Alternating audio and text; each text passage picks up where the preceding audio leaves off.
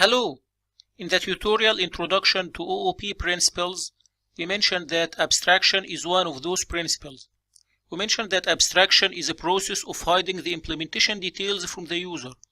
In this tutorial, we will talk about the abstract classes. We will know what is the abstract class, what are the rules of abstract classes, and when to use the abstract classes. The abstract class is the superclass that cannot be instantiated. And this superclass usually owns specific behaviors, and those behaviors will require to be implemented later by its subclasses. What are the rules of abstract classes? First, define the class using the keyword abstract, and that is by typing the word abstract before the keyword class. The second rule, you cannot instantiate an object of this class, but it is required to be instantiated by its subclasses. Assume that we have defined an abstract class student. We are not able to instantiate an object of type student. The third rule, its abstract methods should be overridden and implemented by its concrete classes. Concrete class is the subclass which is not abstract. Assume that the class student has three methods M1, M2, and M3, but M2 and M3 are abstract methods. Assume that there will be a class called high school student will extend the class student. In this case, M2 and M3 should be overridden and implemented by the class high school student. The fourth rule, the abstract methods themselves should not be implemented. In the class student, assume that we will try to implement the abstract method M3. For sure, it is not valid and the code will not compile in this case. And now let's perform a practical sample. Assume now we have an animal class, cat class, and dog class. And now let's define animal class as an abstract class. Okay, that's it. Now animal is an abstract class, not a concrete class. And now let's try to instantiate an object of animal class. Let's say animal equals new animal. Let's save. As we see, the code is not compiling. Let's read the result. Cannot instantiate the type animal. Why? Because animal is abstract class, so we cannot instantiate it. Okay, let's return back here again, and let's remove this line now. And now let's make the class dog inherits from the class animal. Extends animal. As we see, the code compiled successfully, but let's add methods inside the class animal. Let's, for example, add public void f1, and let's implement it by anything. Okay, till now the code is still compiling, but what if we added an abstract method? Let's do it and see. Public void, let's say abstract move. As we see, it's not compiling inside the animal class. Why? That's because the keyword abstract came after the return type of the method, not before it. So we must type abstract before the return type, not after it. This way. And now animal is compiling successfully, but sorry to say that dog is not compiling now. Why? Let's go to the dog class and see the reason. Let's read. The type dog must implement the inherited abstract method animal.move, and the Eclipse IDE is suggesting to add the unimplemented methods. Let's press on this link and see. And now Eclipse added the unimplemented abstract method. Let's save. And now it is compiling successfully. That's mean abstract methods should be overridden and implemented by the subclasses. Okay, so what if we have tried to implement the abstract method itself? Let's try. Let's define the method f1 as an abstract and see the result. Let's save. As we see, it's not valid. Let's read the reason. Abstract methods do not specify a body, so the abstract method itself has no implementation. So let's remove its body. and now it became compiling inside the animal class. But for sure we know the reason that is not compiling inside the dog class. That's because we need also to override the F1 method. And now it's compiling successfully. Okay, let's now remove the F1 method from the class dog. Let's save. And then let's return it back as it was inside the class animal.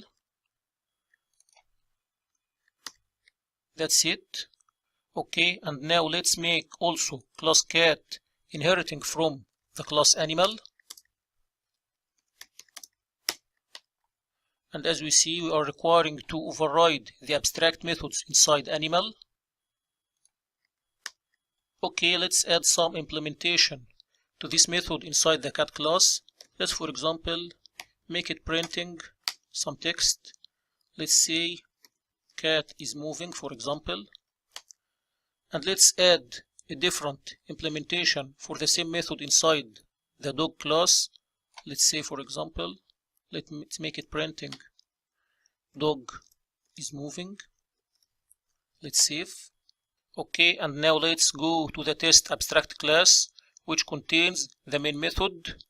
And inside the main method, let's try to declare two animal reference variables.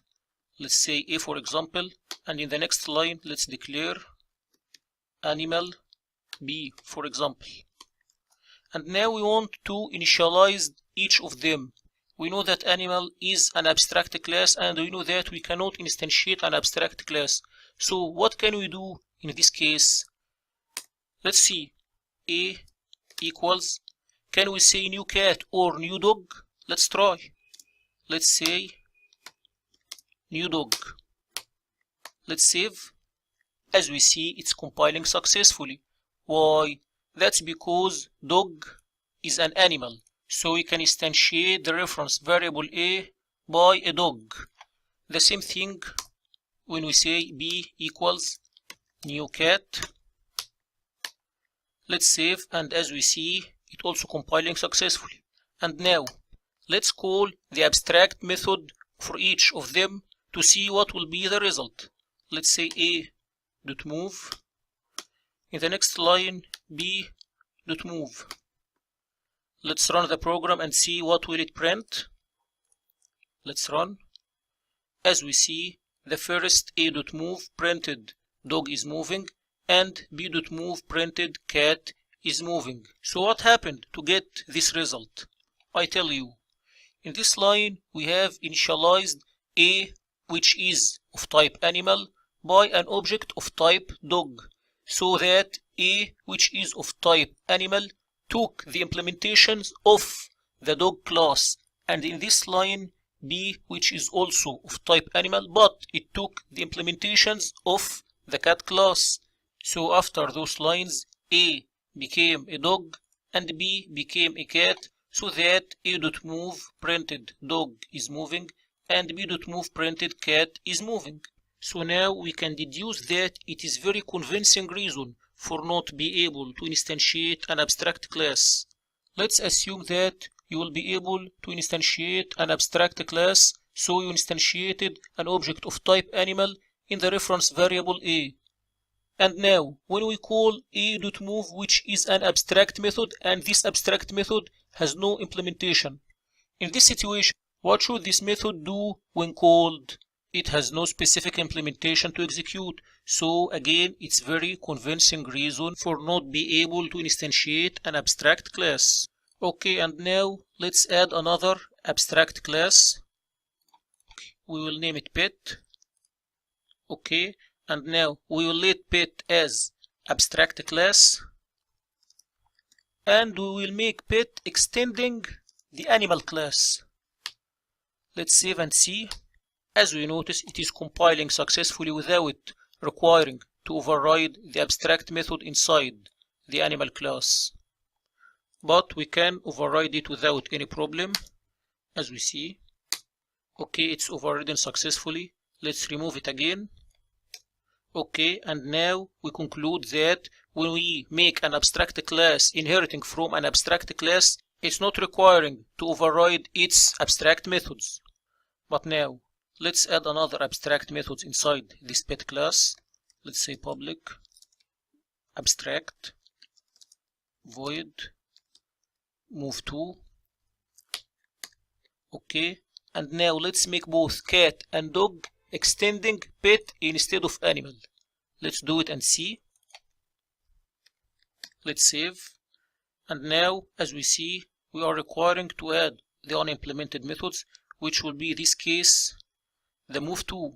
Let's save and see. Now cat is compiling successfully. Let's do the same thing with the dog class. Let's save.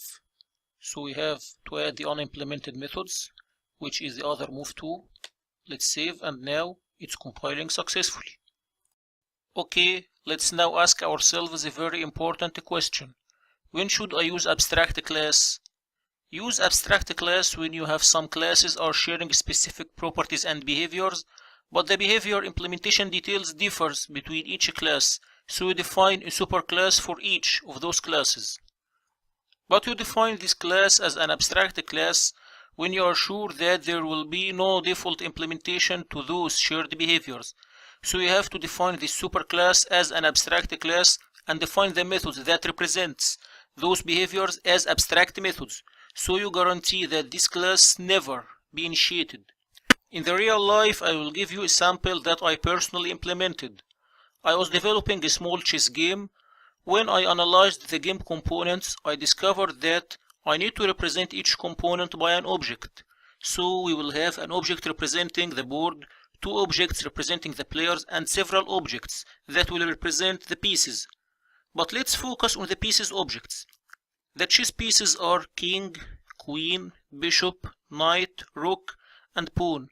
So I defined the class called piece, and then defined the classes for king, queen, bishop, knight, rook, and pawn, and let those classes inheriting the class piece. But after thinking for some while, I discovered that each piece has its own moves, and we know that pawn is not moving as a knight, and the knight is not moving as a rook. So each class must own a method called move, but its implementation details will depend on the piece type. That's number one. Number two, we will not have default implementation for the pieces. Number three, we will never initialize an object of type piece, but our objects will be either king, queen, bishop, and so on.